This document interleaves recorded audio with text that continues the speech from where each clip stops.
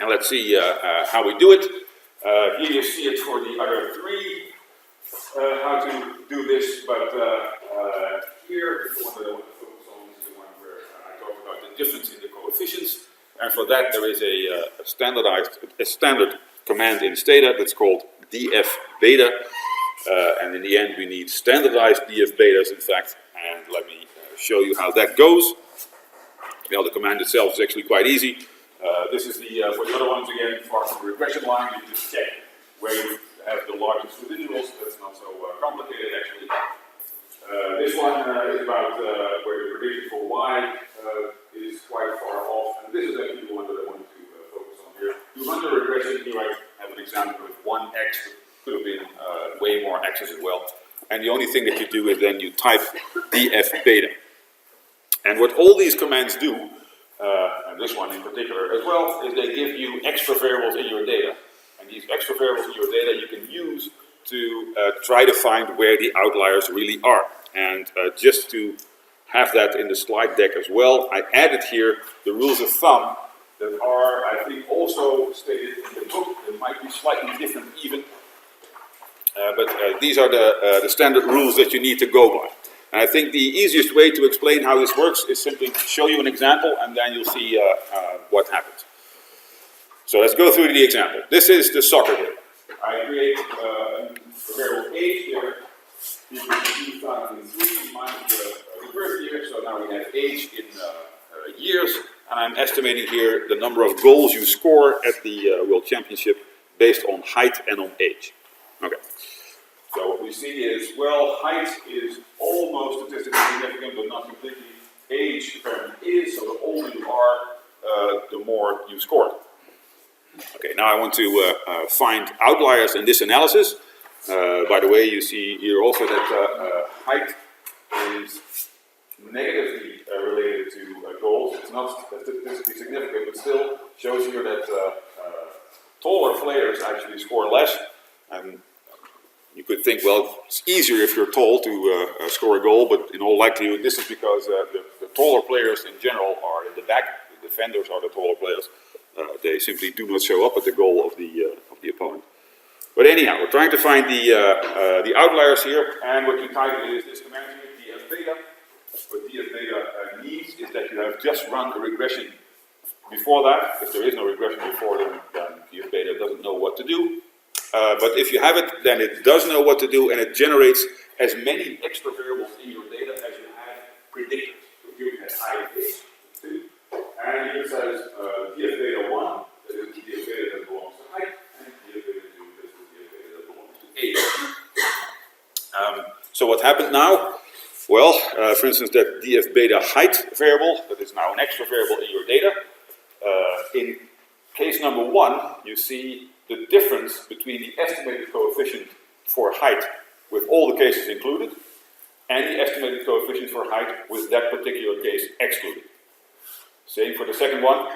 If we run the whole regression as we did here, and then we run the whole regression, but with the second case excluded, we check what is now the coefficient of height, we calculate the difference, and we put it in that second place in the data. So you get a long variable here with actual values for where you have cases, and apparently you do not have the cases complete for all cases in the data, but that doesn't matter so much.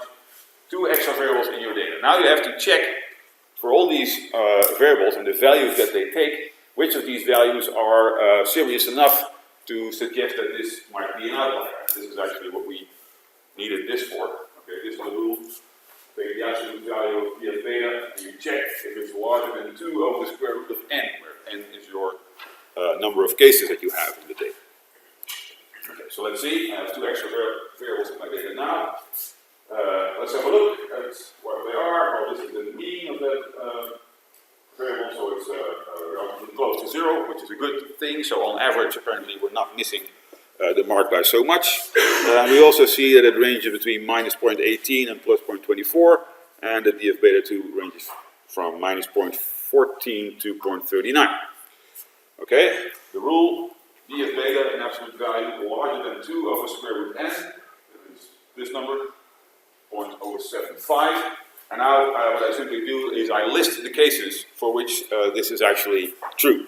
These are, let's say, potential outliers. Here I do this for the first variable, dfbeta1.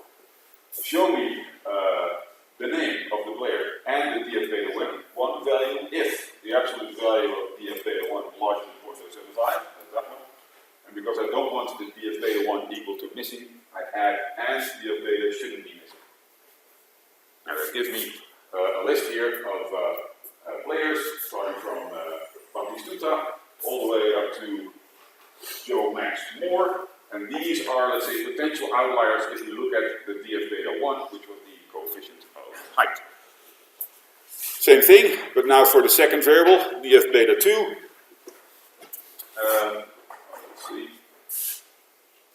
Yeah, I should have typed the dfbeta2 here, but this is the same list, but now based on that same command for dfbeta2. And now I see here, for instance, that Batistuta, who was in the set of potential outliers here, is also in the set of potential outliers over there. Suggesting perhaps that there is something particular about him that makes him different from all the rest. And what I could do as well here, and I did that on the slide afterwards, is simply combine it. Okay, let's see which of these cases in the data are outliers in both senses. So I have my dfbeta1, there I get a set of potential outliers. I have my dfbeta2, again, a set of potential outliers. And I look at the players who are in both of these sets. And I end up with this group, 5, 10, 11 cases here in the data that are suggestive of, well, might be outliers of some kind. Okay, so let's see what we have here. There's another rule of thumb that I typically use myself, because as you can see here, let me backtrack to all these different rules. They're all different, which is kind of nasty to remember. You can check it, of course. What was the rule again? And I typically use something else myself, but generally works quite well. What you can do with these kind of things is, well, if I have my dfbeta variable, I can standardize it. I've standardized it, it now has a mean of 0 and a standard deviation of 1. So now I know what weird cases are. Anything way below -3 and way above +3, that's a weird case. So that you can try as well. I did that here. I created a standardized dfbeta value from dfbeta1, same thing for dfbeta2. And I'll do the same process. I'll get a slightly smaller list, and if you would compare the lists, you would see that, in fact, quite a few of these are indeed in the set that we had before. So now I end up here with a group of 6 of, let's say, potential outliers. And in fact, this is not more than that. You get a suggestion of these might be outliers and might be different from the rest. And it's up to you to try to figure out if they really are. That's the complicated part. The next question would be, okay, now these might be outliers. Now what? Now what do we do?